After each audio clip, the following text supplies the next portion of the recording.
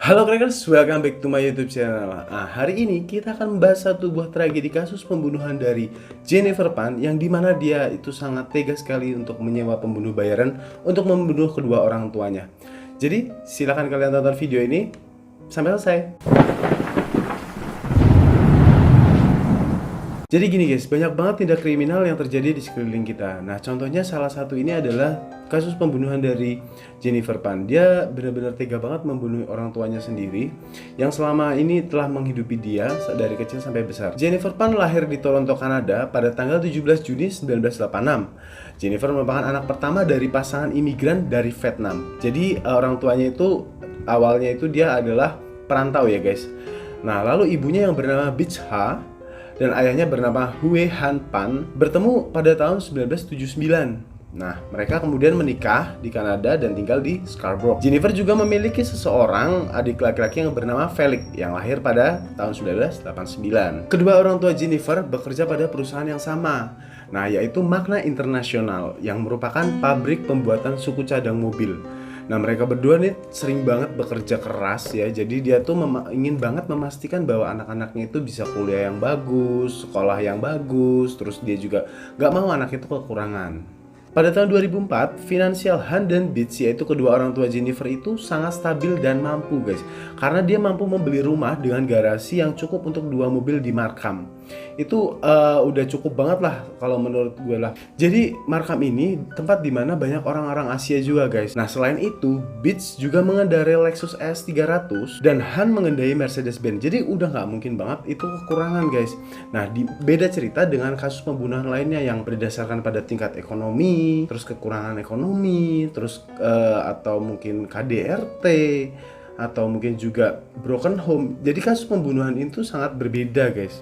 Seperti yang dilakukan pada orang tua lainnya, dimanapun semuanya itu ingin anaknya baik, anaknya berprestasi, pasti seperti itu ya guys ya. Nah, Han dan Beach ini menyusun banyak rencana untuk anak-anak mereka dan memiliki banyak impian serta harapan yang tinggi. Nah, Jennifer diharuskan untuk mengambil pelajaran piano pada usia 4 tahun. Lalu dia juga mengikuti kelas skating di mana dia dilatih hampir setiap hari dalam seminggu. Setelah berlatih hingga jam 10 malam, Jennifer Pan akhirnya pulang ke rumah untuk mengerjakan PR. Setiap harinya dia itu melakukan kegiatan seperti itu guys. Gimana? Pasti kan dia kan bosen ya, dia kan pasti suntuk. Dan dia benar-benar overprotective ya orang tuanya kepada Jennifer. Nah, sikap ini yang memunculkan niat-niat yang jelek nantinya pada Jennifer Pan. Jennifer bersekolah di sekolah menengah Mary Ward, di mana dia mengikuti ekstrakurikuler seruling dan dia itu mengikuti band pada sekolahnya. Nah, Han dan Beach setiap hari itu menjemput Jennifer ketika kelas berakhir dan sangat memantau kegiatan ekstrakurikuler anaknya ini. Nah guys, jadi Jennifer ini nggak boleh mengenal laki-laki. Dalam artian itu dia nggak boleh deket sama laki-laki. Jadi dia tuh bener-bener dipantau banget, nggak boleh yang namanya pacaran. Ada anak SMP pacaran, ada anak SD pacaran, itu nggak ada. Itu nggak boleh banget di keluarganya Jennifer. Orang tuanya tuh sangat mantau itu. Kegiatan seperti itu berlangsung sampai Jennifer umur 22 tahun. Jadi setelah umur 20 tahun dia juga belum pernah pergi ke klub atau masuk ke pesta-pesta gitu yang berbau-bau alkohol, mabuk itu juga nggak pernah, atau dia ikut acara-acara temen itu dia nggak pernah. Kegiatannya sehari-hari itu kalau pergi pun juga dengan orang tuanya. Padahal nih ya guys, kalau di luar negeri itu kita lihat kehidupannya sangat bebas ya, apalagi kalau di atas 17 tahun pasti ya udahlah namanya kayak gitu, kalian tahu sendiri kan ya.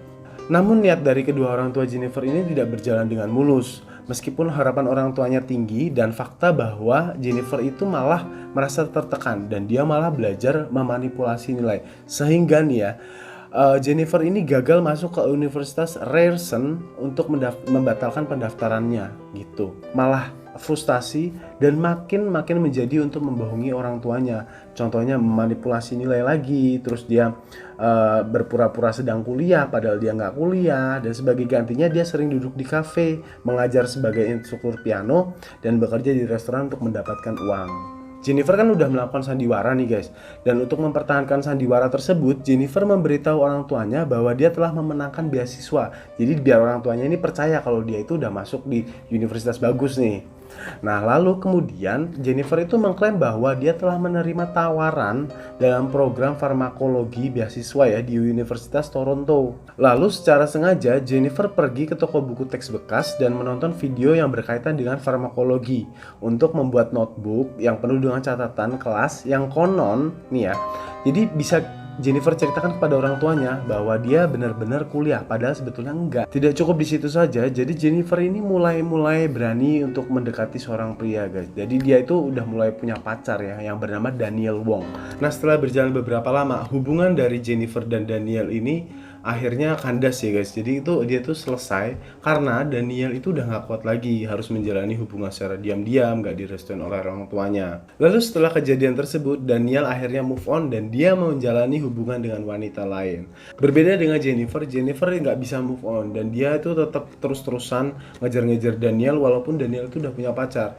Nah, sampai ya Jennifer itu mengarang cerita bahwa seorang laki-laki yang mengaku polisi itu memasuki rumahnya.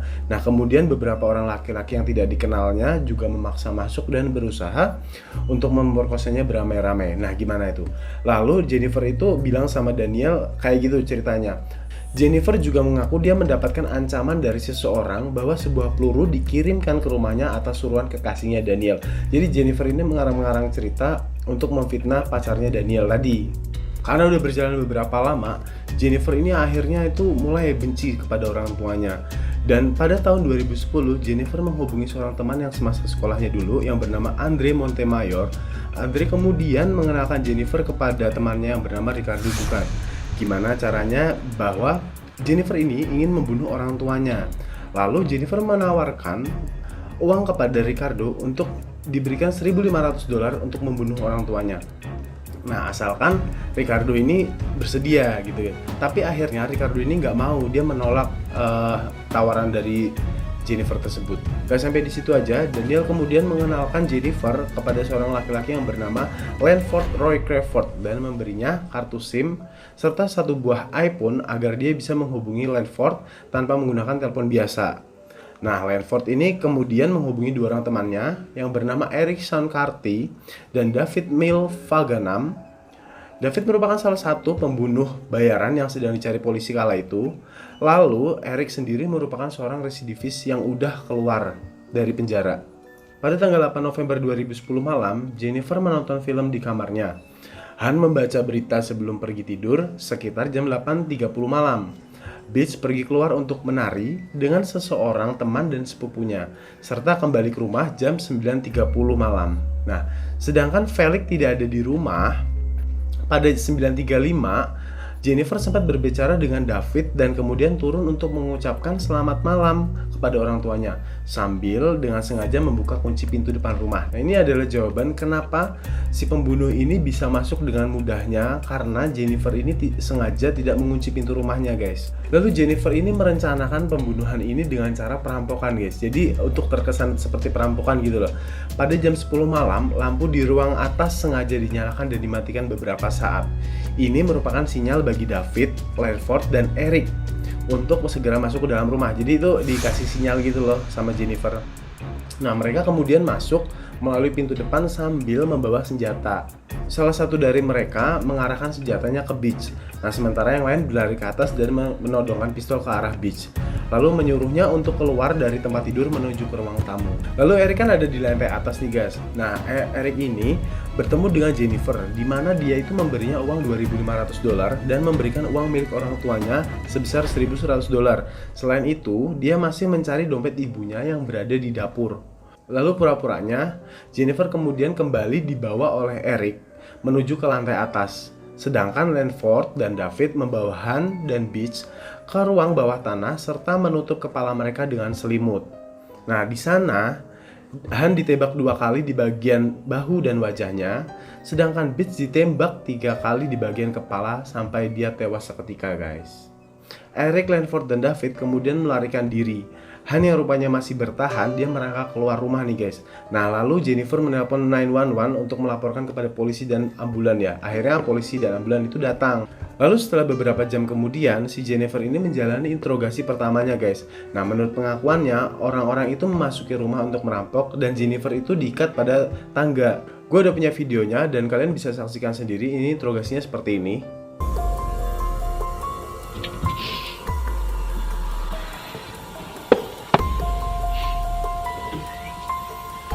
When you hear your mom come in, do you hear your mom in the house?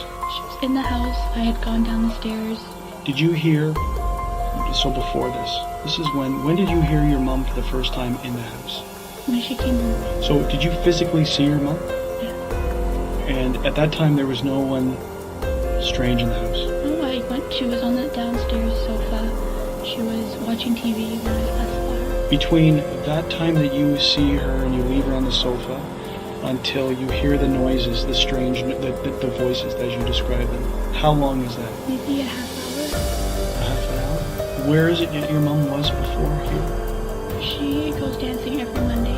She goes dancing with a few relatives as well. What is the first, when you hear this, can you hear them talking downstairs, the unknown voices? It's a mumble? Because I had the TV on, it was just all a mumble. When's the first time that you actually can hear one of them talking? When he was upstairs, and I thought he had left the upstairs, because I was frozen in my room for a while. Yeah. Trying to listen in, but I couldn't hear over my TV, and I didn't want to startle them by turning it off or like diminishing the volume. So I just kind of pressed up against my door for a while trying to hear it. And I thought that all the people upstairs had gone down, so I opened up my door quietly and tried to peer out, and he saw me, and that's when he came. Did you see the gun? Oh, I saw the top part of the gun. What did it look like?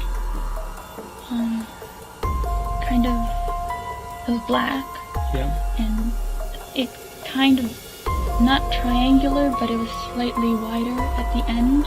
They sit me right at the bottom of the stairs, like slightly out, not exactly directly at the bottom of the stairwell, just slightly over a little. The third guy who I didn't encounter, but he was there, he was like, "Where's your money?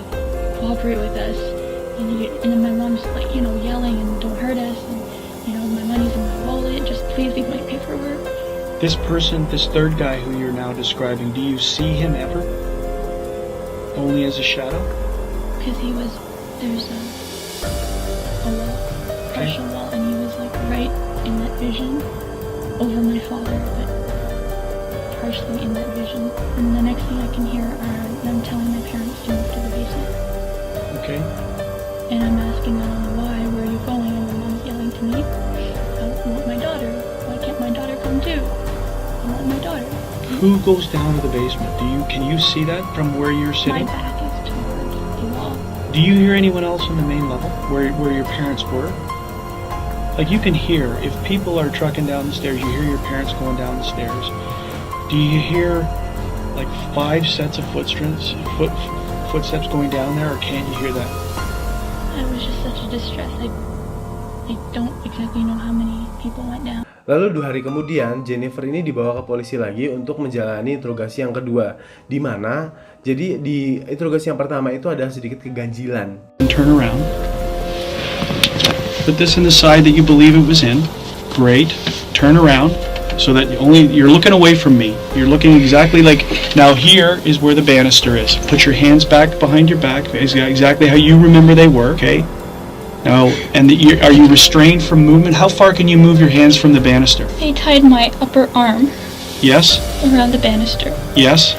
but my hands are bound together. So your hands bound together, and this is the arm that's the strings wrapped around against the banister? Okay, so now how can you get to the phone, and how do you make the phone call? 911? And do you talk down like that? Yes, I'm yelling at the phone like this. And how can you hear? I turned the volume on max. Yes? So that's exactly the way that you're talking to her against the railing. Jadi kan tadi Jennifer itu bilang kalau seumpamanya dia itu diikat di tangga. Lalu gimana caranya dia dengan mudahnya menelpon 911? Nah, polisi mulai curiga dari situ guys. Lalu selain itu muncul juga pertanyaan, mengapa para pembunuh tidak mengambil kunci mobil yang terlihat jelas dari pintu depan dan mengambil mobil Lexus milik Han?